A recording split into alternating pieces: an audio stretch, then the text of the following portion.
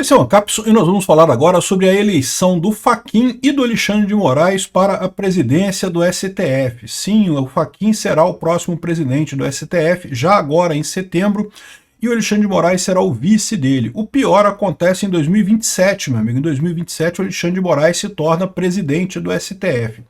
Veja, eles falam eleição, mas a verdade não tem nenhuma surpresa, tá? Eles têm esses ritos já estabelecidos, que é sempre o ministro mais velho que ainda não ocupou o cargo que vira o presidente do STF.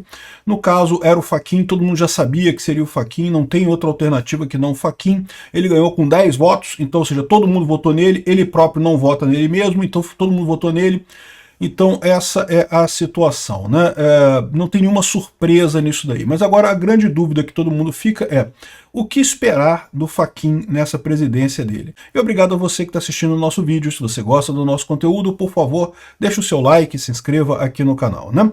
Pois bem, o Fachin e o Moraes foram eleitos hoje presidentes do STF, presidente e vice do STF.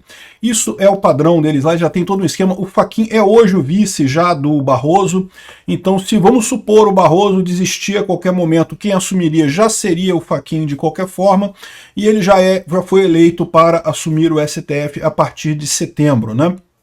Então, 29 de setembro, o Barroso deixa o STF, deixa a presidência do STF e o Fachin assume, né? Existe alguma especulação de que o Barroso talvez peça renúncia ao cargo dele, né? Porque ele estaria muito desgastado, tá? Cansou de falar merda, nós derrotamos o bolsonarismo, perdeu o Mané e não sei o que lá, um monte de merda que ele andou falando. Então, existe a expectativa de que o Barroso, inclusive, peça demissão, né, peça renúncia ao cargo de ministro. Mas isso daí é um outro assunto, a gente não sabe, eu já falei sobre isso. A minha visão nesse caso aqui seria, para o caso Bolsonaro seria positivo, para o caso em geral, principalmente para as pautas trabalhistas, seria ruim essa renúncia do Barroso, né? Agora, o caso do Fachin é diferente. O que você tem primeiro quando você percebe a atuação do Fachin? Ele certamente é muito mais discreto que o Barroso. O Barroso, mesmo antes de ser eleito presidente do STF, já dava declarações, já criticava Bolsonaro, já falava um monte de coisa. E outro que fala muito, o Gilmar Mendes, também não cansa de dar entrevista, de falar, tem contatos com a imprensa, então o tempo todo, sempre tem alguém falando, o juiz falou não sei o que lá. É o Gilmar Mendes e o Barroso que gostam de falar pra caramba, né? E o Alexandre de Moraes também, que tem um monte de amigos nos jornalistas, né? O Fachin tem um estilo mais discreto, dificilmente você vê ele falando alguma coisa, entrando em polêmica. Isso é uma coisa positiva, tá? Isso a gente espera que ele seja mais discreto, não entre nessas polêmicas todas, muito embora ele seja um cara à esquerda, ou seja, ele vai ter também esse fator, vai ser ruim para o Bolsonaro, vai ser ruim também para a causa trabalhista, porque se depender do Fachin, meu amigo, vai ser CLT para todo mundo, acabou o trabalho de entregador, acabou o trabalho de iFood, não sei o que lá. É que não é só ele, né? Tem os outros votos dos outros ministros, então por enquanto isso não tem risco ainda. Né? Se ganhar a esquerda de novo ano que vem, aí fudeu completamente, porque aí o próximo presidente vai indicar mais 3 ministros do STF. Se for de esquerda, vão ser ministros pró-CLT, pró-Justiça Trabalhista, e aí acabou o trabalho de aplicativo para todo mundo no Brasil, né? Mas por enquanto não tem esse risco, não.